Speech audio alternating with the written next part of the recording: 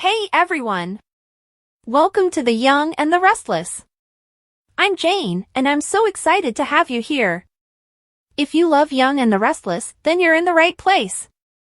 Make sure to hit that subscribe button and turn on notifications so you never miss a video. Alright, let's dive right in. According to The Young and the Restless spoilers, Damian Kane's catastrophic twist will leave Nate Hastings and Amy Lewis horrified. Audra Charles may be the one to deliver the devastating news, so let's discuss what's in store. In Nice, someone will put on gloves, get a knife, and sneak up on Damian while he is with Kane Ashby. After Kane and Damian appear to have had some drugged booze, this person will approach them and throw the knife into Damian's back. Unfortunately, Damian will not survive this awful injury. YNR is killing off the character, therefore Chance Chancellor will soon initiate a murder probe. Of course, Audra had no idea this would happen when she was chosen for this trip. Audra had no idea things would take such a hazardous turn, so she'll be shocked when she discovers Damian is dead. Once Audra has processed this terrible shock, she may be the one to keep Nate updated on Damian's situation. Audra may decide it's better for Nate to hear it from her, either over the phone once cell service is restored or in person after she returns home. Nate had come to know Damian in recent months and was beginning to establish a bond with his half-brother. You can bet Nate will have a wave of uncomfortable emotions once he discovers Damian has left. Nate will feel particularly bad for Amy because she has been in therapy and fighting so hard for additional time with her baby. Amy had hoped to make up for the time they lost when they were apart, but she will never have that opportunity with Damian now. Audra may also be the one to deliver Damian's curveball to Amy, or she may let Nate take the lead on that. In either case, Amy will be devastated and will instantly understand why she felt a shiver down her spine as she said goodbye to Damian before his trip.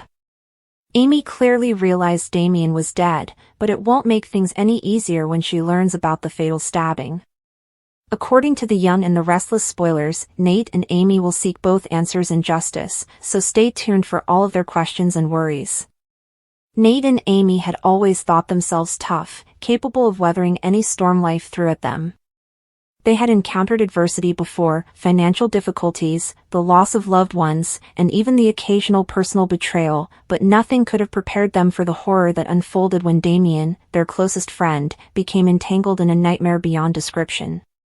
It began subtly, with minor, unexplainable alterations in his conduct. Damian, who had usually been the most composed of their group, began muttering in cryptic terms, his gaze darting around as if unseen beings lurked in the darkness. Nate and Amy initially ignored it as stress. Damian had been working long hours, and they felt tiredness was to blame. But then the nightmares started, not just Damian's, but everyone's. Amy would wake up in the dark of night, drenched in sweat, her mind replaying disjointed pictures of Damian screaming in a place that felt both familiar and strange. Nate, the skeptic, was concerned by Damian's habit of staring at nothing and moving his lips in silent conversation with something, or someone, they couldn't see. The true tragedy, however, was not completely revealed until Damian vanished. They last saw him on a cold and rainy evening. Damian had called in a panic, his voice breaking as he urged them to meet him at an abandoned mill on the outskirts of town. Nate and Amy exchanged nervous glances. No one went to the mill anymore, not after reports of disappearances and stories of something terrible lurking in its crumbling halls. But Damian was their friend, and the palpable dread in his voice made no space for dispute. When they arrived, the mill stood out like a skeletal hand clawing at the sky, its broken windows glaring down at them like hollow eyes. The air was thick with the odor of damp rot, and the wind carried a low, keening sound that made their senses tingle. They discovered Damian inside, huddled in the shadows, his fingers pressing into the grime-covered floor as if he were attempting to ground himself in reality. His face was emaciated, his eyes wild, and when he spoke, the words sent shivers down their spines. "It's in me. It's been with me the entire time." Before they could demand an explanation, Damian's body convulsed, his back arching at an unimaginable degree. A thick, guttural cry erupted from his throat, warping the air around them. Amy shrieked as Damien's skin split and dark veins pulsated beneath the surface, like if something was moving inside him, alive and ravenous. Nate grabbed her arm and drew her back just as Damien's shape twisted, his bones shattering noisily as he deformed into something unrecognizable. The creature that had been Damien lunged, its movements jerky and unnatural, and Nate and Amy realized the true meaning of dread. This wasn't simply death, it was corruption, something ancient and demonic donning their friend's face like an ill-fitting mask. They fled, their breaths breathless, the mill's groaning timbers booming behind them as if the structure itself was mocking their dread. The days that followed were a whirl of police reports and meaningless explanations. Nobody believed them, of course. Damien's disappearance was dismissed as just another tragic example of a man succumbing to his demons, but Nate and Amy knew the reality. They saw it in their nightmares and heard it in the whispers that accompanied them through vacant rooms. The nightmare was not over, whatever had stolen Damien wasn't finished with them. Strange marks began to emerge on their skin, initially faint, then darker, resembling bruises that pulsed in sync with their heartbeat. They detected glimpses of movement in the edges of their vision, shadows that moved just a second too late to appear natural. Worst of all, they heard Damien's voice screaming out from places it shouldn't be. The understanding came over them like a heavy weight. Damien hadn't just been abducted. He'd been picked.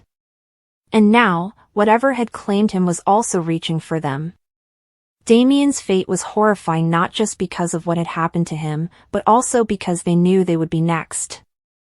Nate and Amy had always prided themselves on being rational, grounded people, the kind who scoffed at ghost stories and brushed off superstitions as the remnants of a more ignorant time. But rationality offered no protection when Damien's descent began, no shield against the creeping dread that seeped into their lives like a slow-acting poison.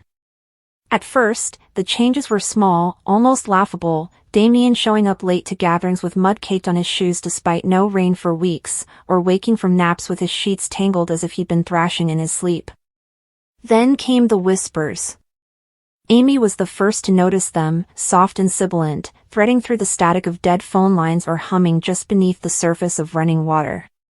Nate dismissed it as paranoia, until the night he saw Damien standing motionless in his backyard at 3 a.m., head tilted toward the sky as though listening to something none of them could hear. When Nate called out, Damien turned with a smile too wide for his face and said, "They're almost here," before walking inside as if nothing had happened. The real turning point came when Damien stopped sleeping altogether. His eyes grew sunken, his skin taking on a waxy pallor, like something was draining him from the inside. He began carrying a small notebook, scribbling in it furiously, but when Amy once peeked over his shoulder, the pages were filled with symbols that made her vision swim, angles that hurt to look at, spirals that seemed to twist deeper the longer she stared. When she asked him about it, Damien's response was a hollow laugh. "It's just a game," he said, but the way his fingers trembled as he closed the book told a different story. Then came the photographs. Damien had always been an avid photographer, but the images he started showing them were wrong. At first glance, they appeared to be ordinary snapshots, a park bench, a stretch of empty road, the interior of his apartment. But when studied too long, the shadows in them moved. Figures lurked just outside the frame, their shapes indistinct but undeniably present. In one particularly chilling shot, Damien's reflection in a mirror showed him screaming, though the Damien holding the camera had been perfectly still. The night of the mill was supposed to be an intervention. Nate and Amy had agreed, whatever was happening to Damien, they couldn't ignore it anymore.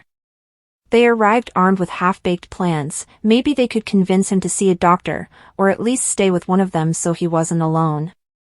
But the moment they stepped inside the rotting husk of the mill, they knew they were out of their depth. The air was thick with the metallic tang of old blood, and the walls seemed to breathe, expanding and contracting like the ribs of some great, slumbering beast.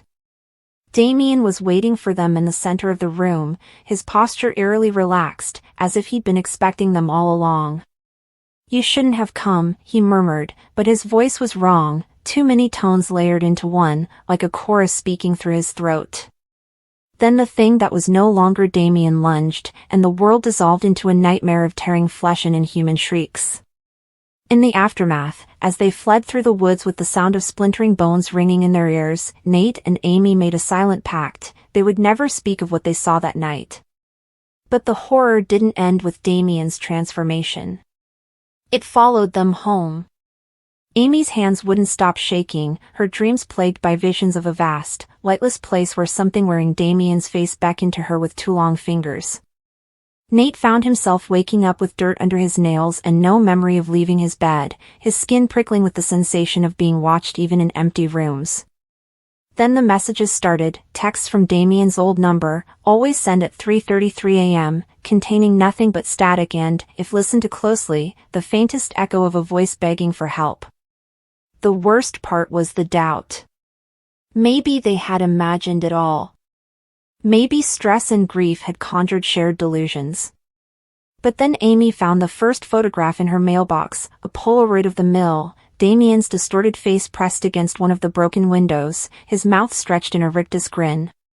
And Nate, checking his door camera footage one morning, saw a figure standing motionless on his porch for hours in the dead of night, its head tilted at that same unnatural angle Damien had adopted before the end. They tried to rationalize, to explain it away, but deep down, they knew the truth. Damien had been claimed by something older than fear, something that didn't just kill but hollowed out and replaced.